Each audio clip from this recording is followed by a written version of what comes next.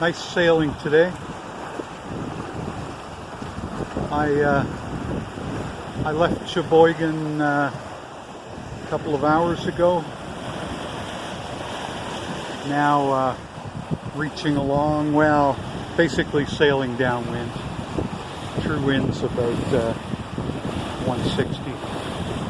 Autopilot's on. Just cruising along at 9 to 13 knots. Nice sailing. See if we can get a little gust.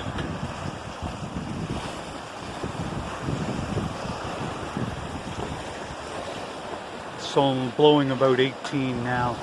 That's about the minimum wind I see. 18 to 25.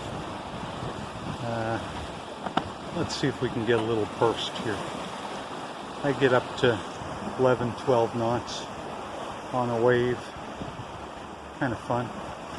Watch the pole dig in, and then the boat just takes off. No problems at all with the autopilot. The boat just sails itself.